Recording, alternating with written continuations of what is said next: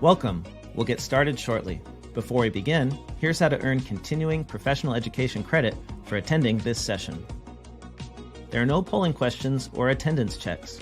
Instead, you will demonstrate your knowledge by taking a brief multiple-choice quiz using the Earmark app. Visit earmark.app in your web browser. You can also download the mobile app by scanning the QR code on the screen. Log in, or if you're new, create your free account. Be sure to use a valid email address because that's where we'll send your course completion certificates. From the home screen, scroll down to find the course. You can also tap the magnifying glass icon to search for the course. Tap on the course artwork, then the Enroll button.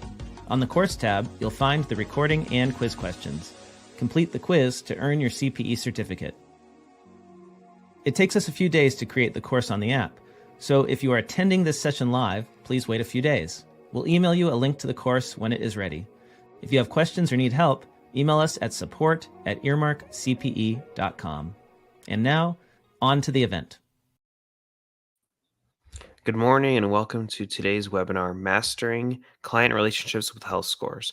I'm Joel from the Earmark team, and if you have any questions or comments, please put them in the comment section in StreamYard or whatever platform you're watching on. And with that, I will turn it over to today's host, Byron Patrick. Thanks so much, Joel. Welcome, everybody. Thank you for joining the webinar today, Mastering Client Relationships with Health Scores. My name is Byron Patrick. I will be your tour guide today. I hope that everybody who is joining us walks away with some good actionable steps that you can take within your firm to implement client health scores. To introduce myself a little bit before we jump in, not because I like to talk about myself, but I just want to bring a little validity to the conversation. I've sat in just about every chair possible in this profession. I started my career as a public accountant. I am a CPA. I've done tax, I've done audit, I've done bookkeeping, CAS, you name it. I've worked in about every single seat in a public accounting firm. I've also been an IT leader within a firm where I'm implementing technology for the firm, supporting the CPAs. I've been a business owner, a software vendor, selling and supporting firms with new software and technology. And most recently, I am the CEO of Verify IQ. We are an automated quality control tool for scanning QuickBooks and Xero to flag potential issues or errors within the books and bring them to the accountant's attention to be resolved. So I am not an outsider to the profession telling you how to run your firm. I am absolutely an insider, and I am hoping that this conversation today will be useful for your firm. So let's jump into the agenda and what we're going to cover. We're going to discuss some of the traditional methods of how firms are rating or monitoring client satisfaction. Then we're going to jump into the introduction of the client health score, how to implement that in your firm, what that means, what are some best practices for the questions that you should be asking to calculate that client health score, the scoring methodology, action steps, what to do with it once you get those client health scores, how to take actual action and help your team members to take action, and then some Q&A if we have some time and questions that come in. Throughout this presentation, I will answer questions at the end, so feel free to drop them into the comments along the way, and look forward to answering those questions for you. So let's jump into some of those traditional methods. The first traditional method that you're probably familiar with is the CSAT, or the Client or Customer Satisfaction Score.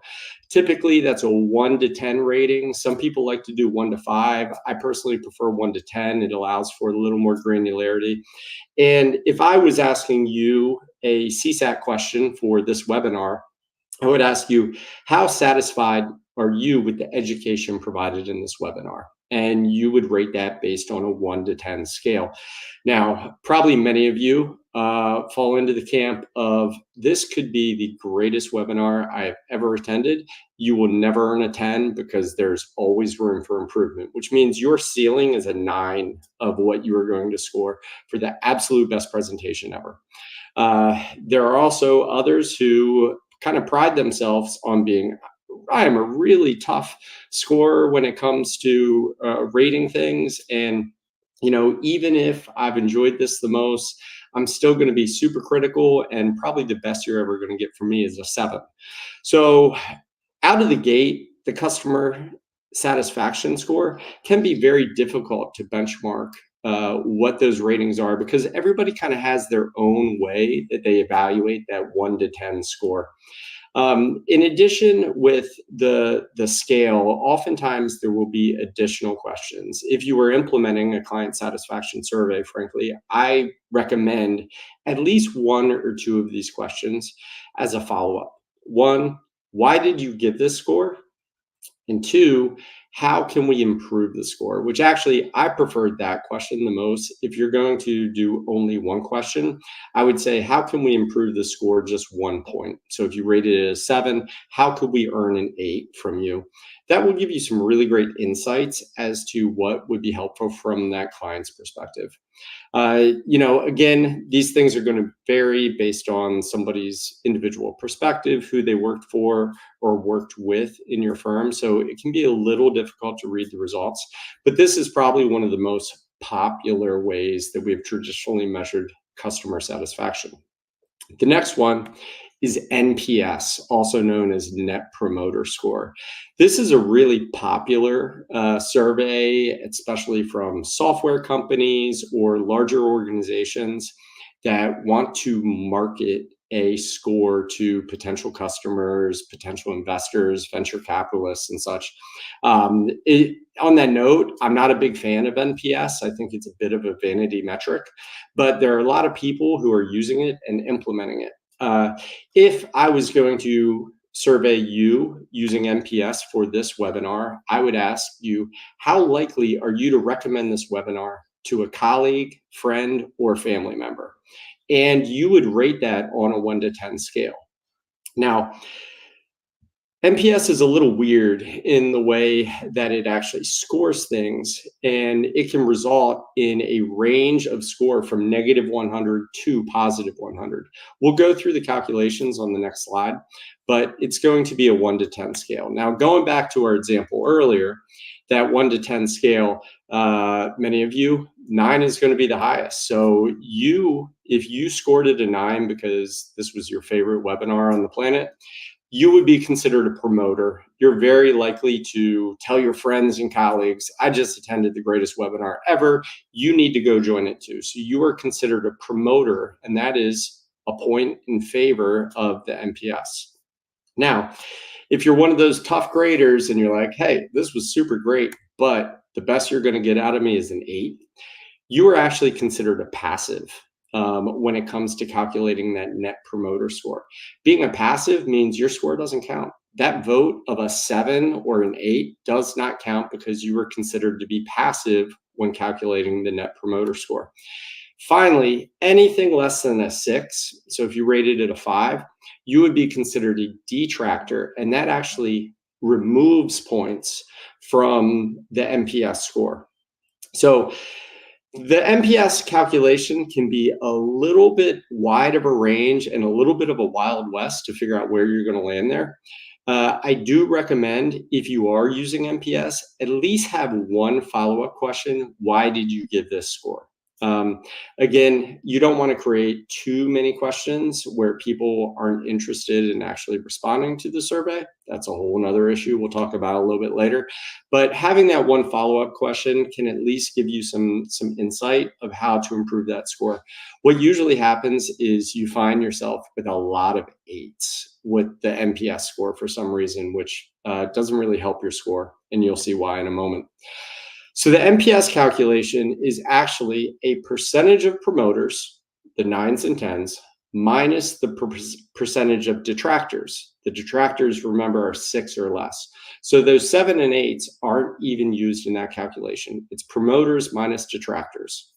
So in an example of 50 responses, if you had 12 promoters, that's 24% of the responses, 32 passives, probably a lot of 7s and 8s, that's going to be 64% of the responses, and 6 detractors, 12% of the responses.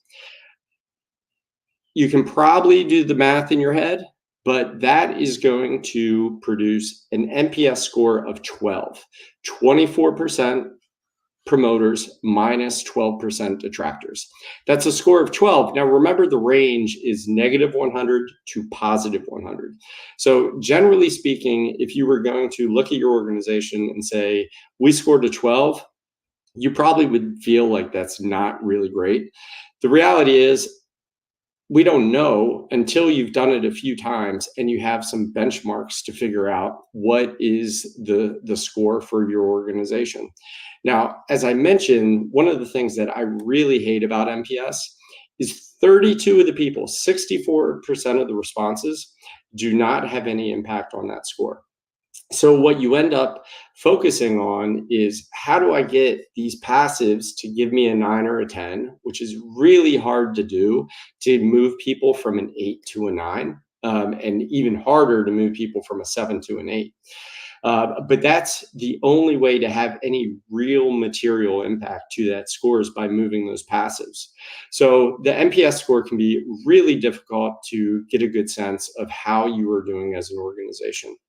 So both of these traditional methods, the CSAT and the NPS, I've already mentioned a lot of the downfalls of using these ratings. I'll just go through a few more.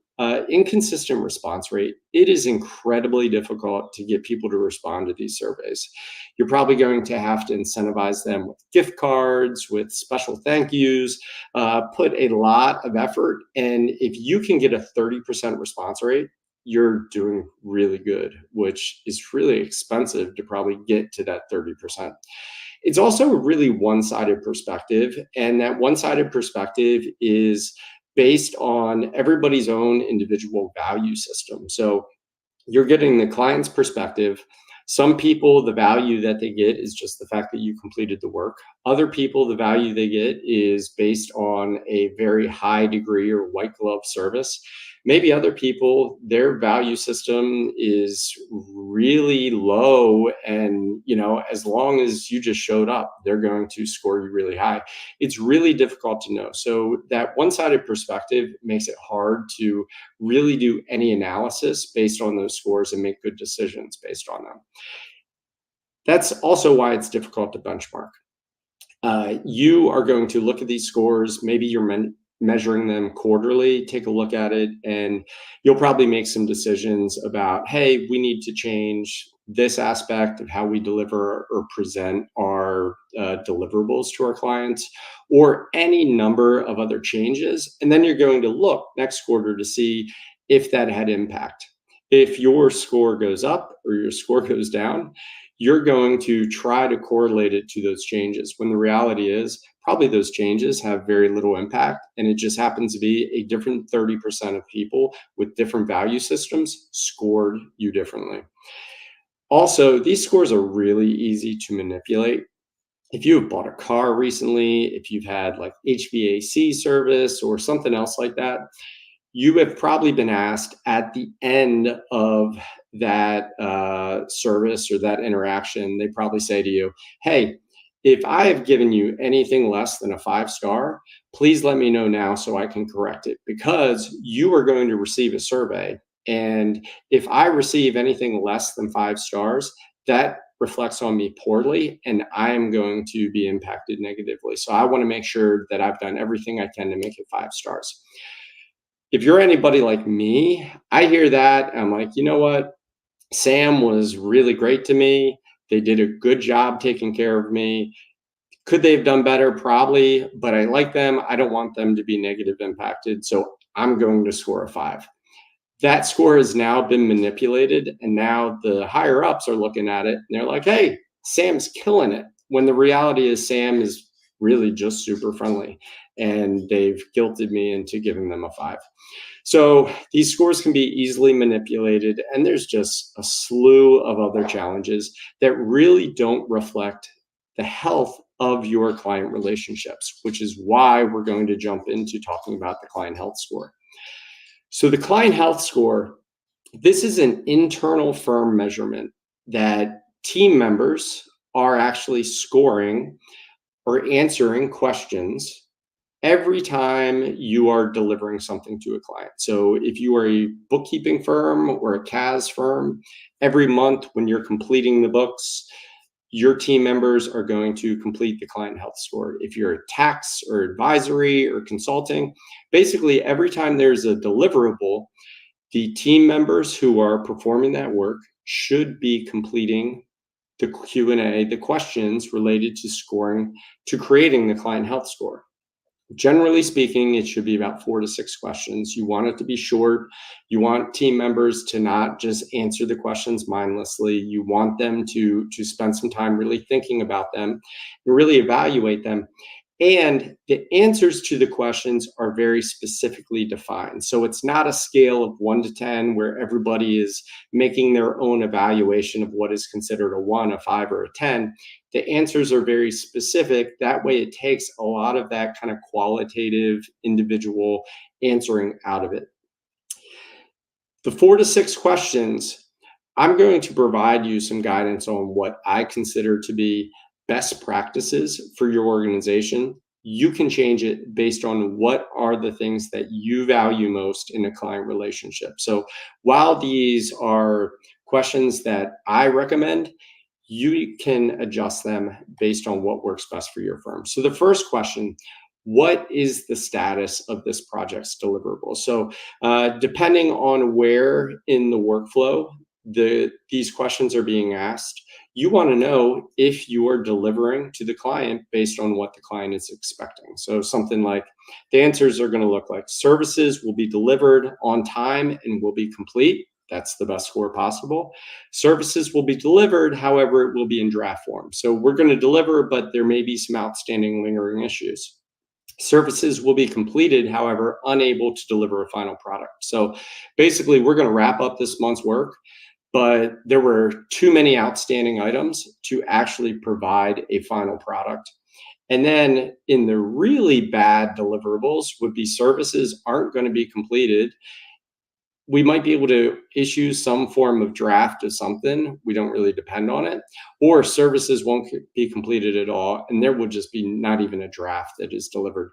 So you can see how these questions kind of flow from really good to really bad, and you want to adjust those answers to fit your needs. But this is based on, are we delivering what the client is expecting? The second question, how happy are you with this client?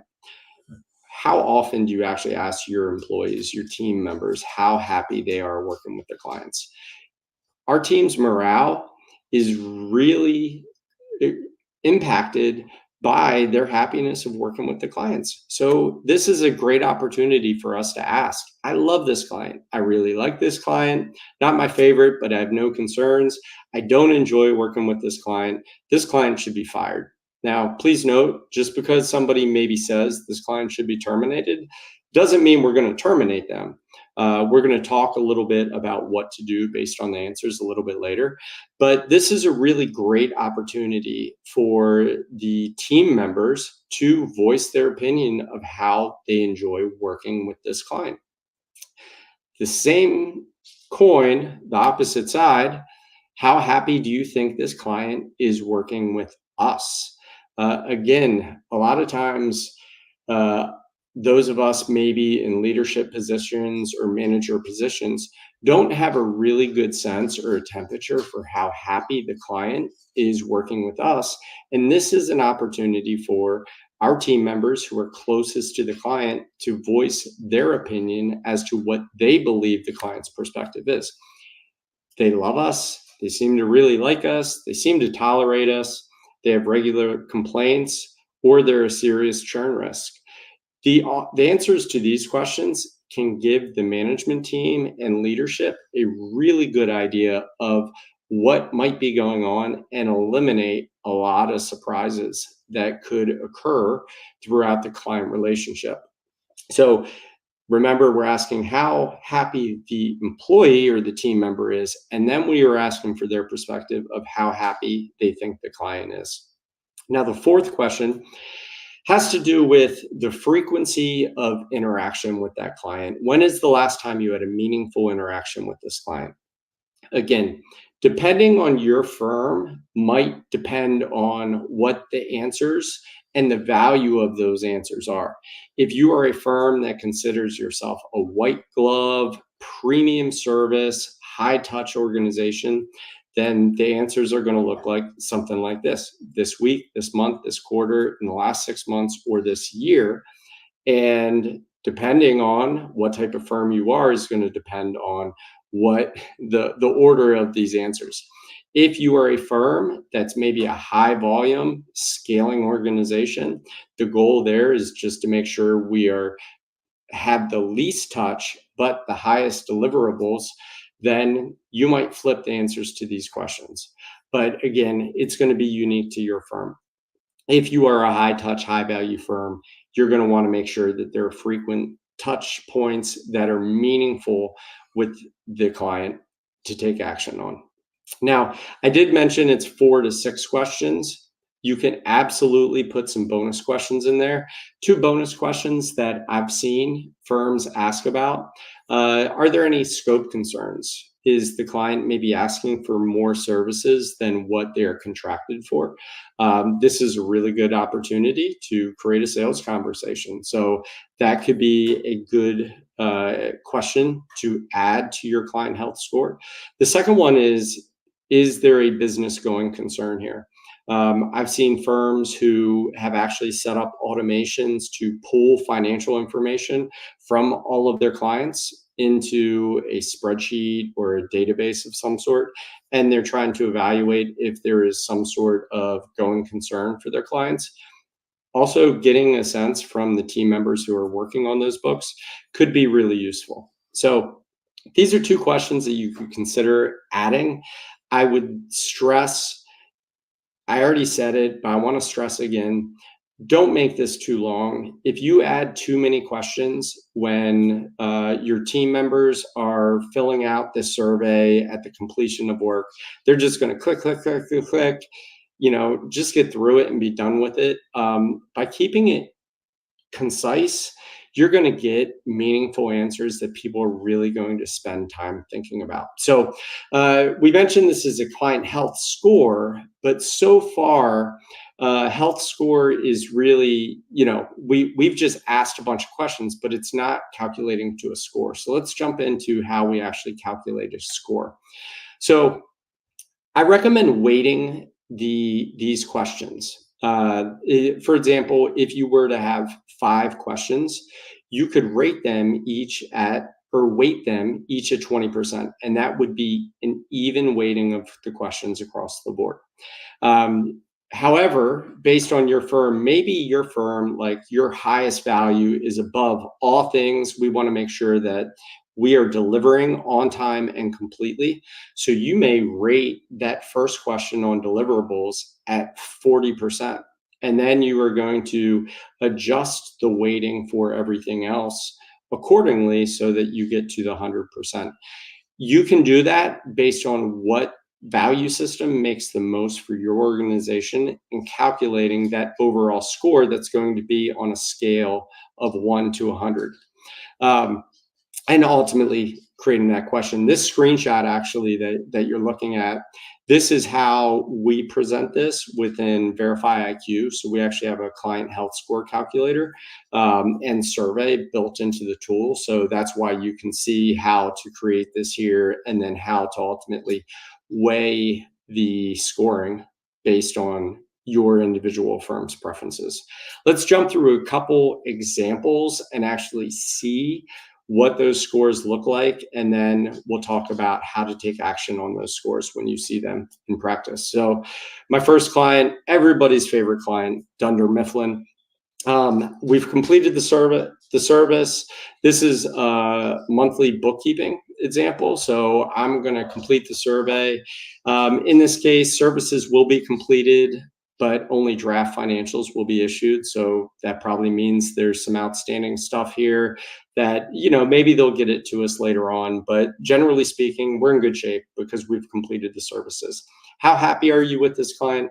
Not my favorite, but they're fine. They can be a little bit turbulent at times, but I don't really have any issues with them. How happy do you think they are with us? It's amazing they're even still around. So you can see these answers have been customized a little bit, but that is raising the white flag, like, hey, I have serious concerns that this client may churn. I am answering that, putting that right here in this survey results. And then the final question, I interacted with this client face-to-face or over the phone in the last month. You can see we have like a green and yellow, so that's a pretty good indication that things are going pretty good there. So how does that calculate into a score? If we look at the dashboard here, you will see that gives a 70% score. On the far right-hand side of the screen, you'll see that 70% as the total score for that client, which is really not great. That is definitely on the lower end of the scores. The additional thing you see is actually a flag that is over on the left-hand side of the screen. If there are any answers that fall in the bottom two answers, the one being, I can't believe this is still a client, there's basically a flag that's raised that's telling the supervisor or the reviewer, hey, you better take some action as soon as possible because there's something seriously wrong going on with this client. So we'll talk about what to do there in a moment, but let's go through two more examples that I really like. Wayne Enterprises. This is one where services were completed, but we were unable to issue any financials. So that basically means we're closing the doors, we've wrapped up, but we are unable to actually deliver any quality financials. Not really good, kind of the middle of the road. How happy are you? I really like this client. Do you think they're happy with us? I think they're doing okay. Every once in a while, they might complain a little bit. So that's kind of that middle of the road. And when was your last interaction in the last month, which is pretty good. So if you look at these scores for Wayne Enterprises, Batman is actually coming in at about 88%, significantly better than that 70%. There were a couple, lower scored answers in there, but based on our weighting system and the way that we want to value those answers, 88% is pretty good. Now, it is a little bit difficult to maybe benchmark one client versus the other just because of some of the challenges that may come up between different client relationships. But what you want to look at is month over month, what is this score doing to kind of let you know if you need to do something. So one last example, Cyberden Systems, for any of you who remember who that is who manufactured the Terminator. And we have delivered financials that are final financials. Life is good there. We also really like working with this client. It may be out of fear, but we really like it. Our perspective of them, they're kind of stoic with respect to things, a little complaint here and there, and we do have regular interaction. So generally speaking, looking at these scores, mostly green, a little bit of yellow, and if we go back to our dashboard here, that is actually 93%. That client is doing great. Things are looking good there. So you can see these different scores and how they are produced to then look at and take some action on. So I mentioned a few times, like, you should have different actions prescribed for your team on what to do based on what is impacting these scores or what is creating a flag on these answers. So let's walk through some of those examples. Failed to deliver. So if we are failing to deliver, we need to obviously investigate with the team. What is causing us to fail to deliver? Is it lack of information? Maybe we don't have access to all of their systems. Maybe they haven't gotten us passwords to their Stripe or Shopify or financial institutions, and we're just unable to deliver. Determine what that source is and let's resolve it. Either we need to resolve it for the team and say, let's find a different way to get that information so that we can deliver, because we can't consistently fail to deliver. That will reflect bad on us. Or we might need to call up the client and say, hey, our team is really trying their best to deliver quality information for you, but we really need your help to get this information. So getting ahead of that before we have consistent months where we are failing to deliver is going to help your client retention significantly. And it's probably going to help with your team morale, because the team doesn't like to fail to deliver. They want to do their best, so you can help them do their best. What about we don't like them? So obviously we got to talk to the team to find out what is it that we don't like. Why don't we like them? Is this just a personality conflict? Maybe they've said something that really doesn't sit well with us. And maybe we need to have some coaching moments. Maybe we need to help our team to navigate those personality conflicts and really figure out how to get them in the best position to be successful and to deliver quality service to that client. Or maybe there's really an unresolvable conflict there, and we just need to transfer this client to another team member that might be a better match. I wouldn't, if that's a frequent issue, you may need to look at what's going on with that team member. But every once in a while, that could happen. It makes sense to transfer to get a better fit. Or maybe there really is a need to terminate this client. Maybe they're just rude and not treating your team well. And if that's the case, you need to figure out how to resolve that and take care of your team members first.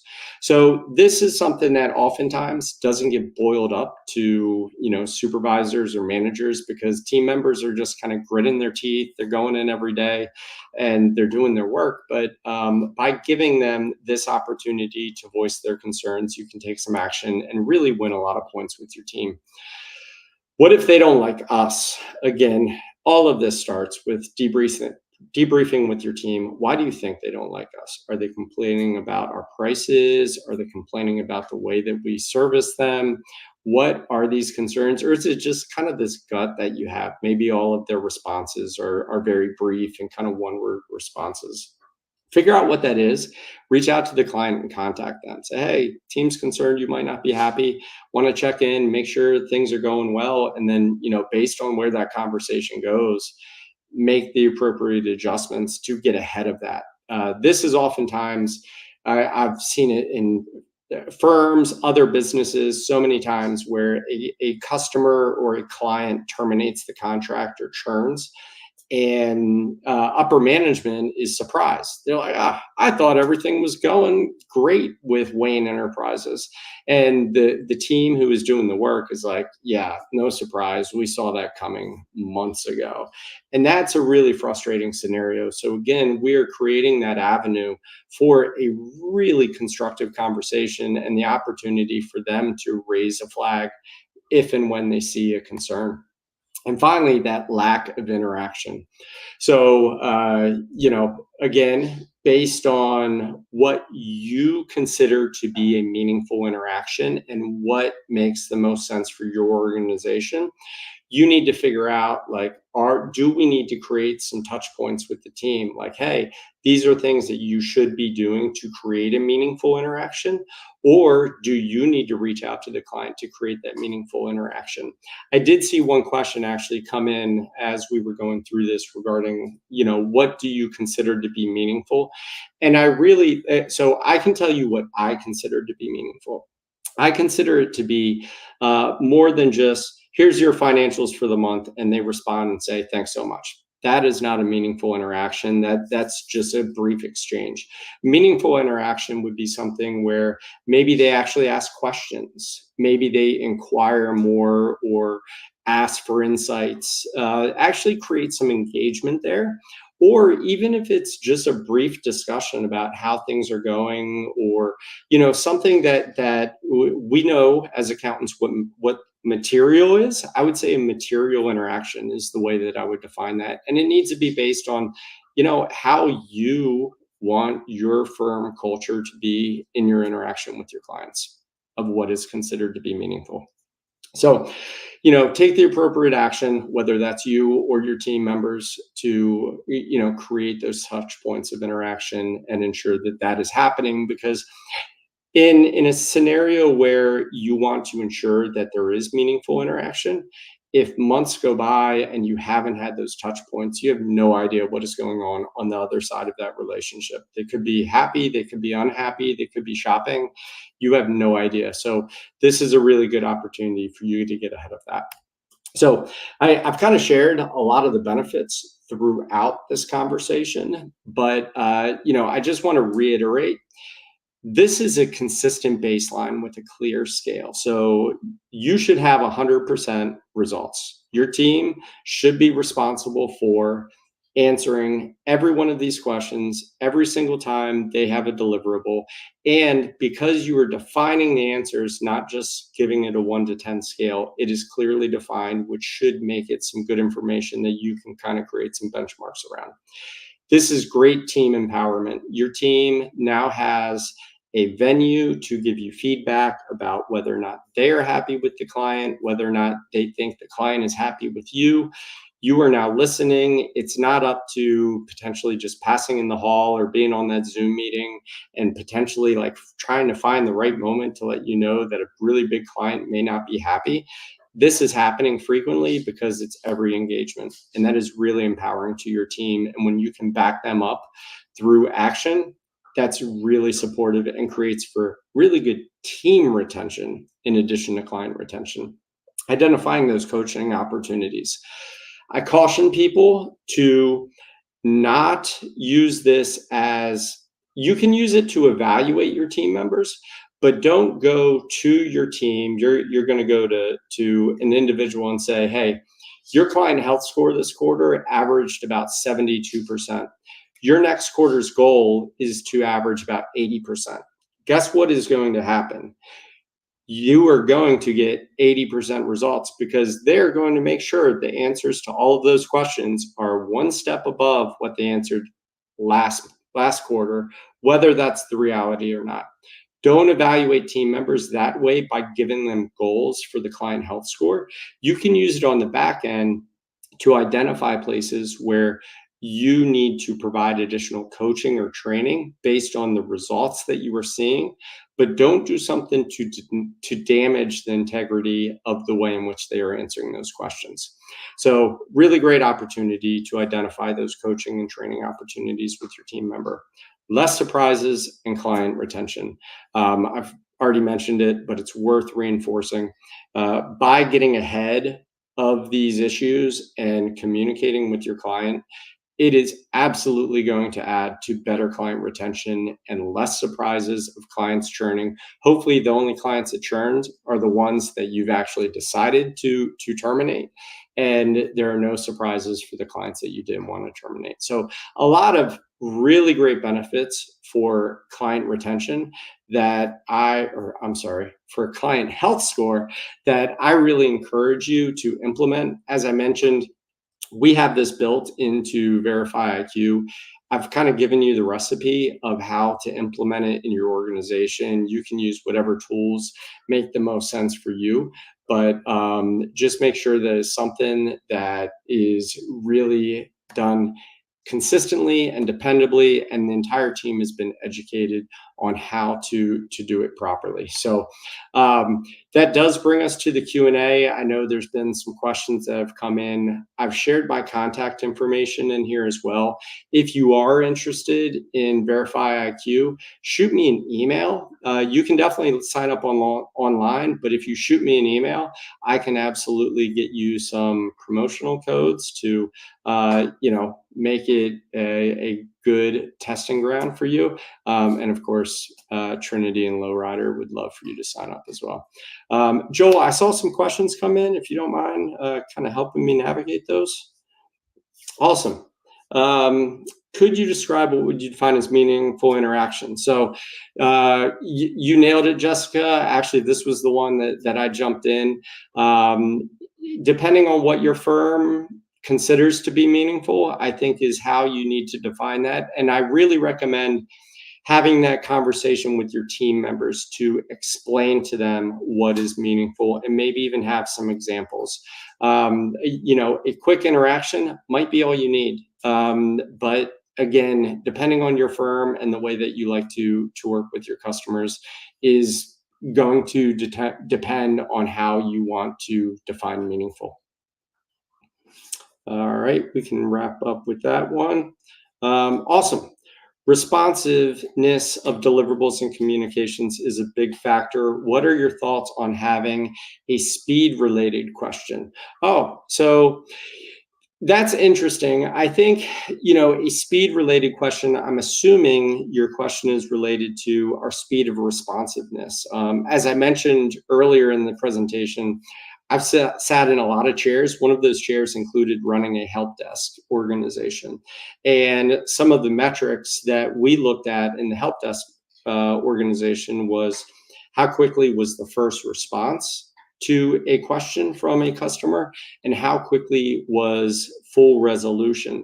I don't know if I would necessarily include that as a question here, but if you have the tools internally to measure that, I think that'd be, it's definitely a worthwhile measure for your organization, depending on how you are set up.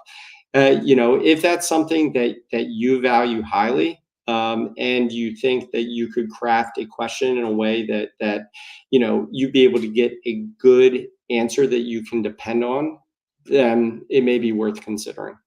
So great question, Isaac. All right, Joel, let's see what else we got here. Awesome, another one from Isaac. How fast have we replied to your concerns and delivered on your promises? Then options from much slower than expected, just expected much faster. So that question there actually sounds like a question that you were posing to the customer or the client potentially. That may be something that you would want to ask them, but remember, this is really focused on the team member answering these questions. So, again, I'm not sure that an internal team question, as far as like our internal team's responsiveness, would necessarily be a good one to evaluate. You might want to look for like something within your team that can actually measure those responses and solutions. It might be a ticketing system. They work really well. Do we have any other? Oh, here we go. If multiple people are working on an engagement together, who do you recommend completes the client health score survey? So this one, honestly, if it's possible for everybody to complete the survey, I fully support that. The more data points, the better, generally speaking, from your team members. That being said, I realize that that's not always ideal, and some team members may only be in a very small portion of the engagement. So I would recommend in that case, you would probably want to use somebody that is somebody that has the closest interaction with the client to really answer those questions as far as our happiness with that client relationship and the happiness with our team's relationship in working with that client is who I would recommend answering that question. So I think that does wrap up all of the questions today. Again, thank you everybody for joining. I really appreciated all of the questions. My email is here. If you have additional questions, feel free to reach out to me for anything. If you hit me up on LinkedIn, let me know you watched the webinar. I absolutely look forward to connecting with you there. And if you want to check out Verify IQ, hit us up and we'll give you a tour. Thank you so much and have an amazing day. Thank you, Byron. And thank you to all of our attendees live today, and enjoy the rest of your day. Today's event has ended. To earn CPE, go to earmark.app or scan the QR code on the screen. Then log in or create your free account. Search for the course by tapping on the magnifying glass icon on the home screen and then entering the name of this event. It takes a few days to make the course, so if you're attending this event live, keep an eye out for an email letting you know when the course is available. Pass the quiz to earn your CPE, then tap the button to email yourself a certificate. Stay tuned for more events from Earmark. Thanks for joining us, and we hope to see you again soon.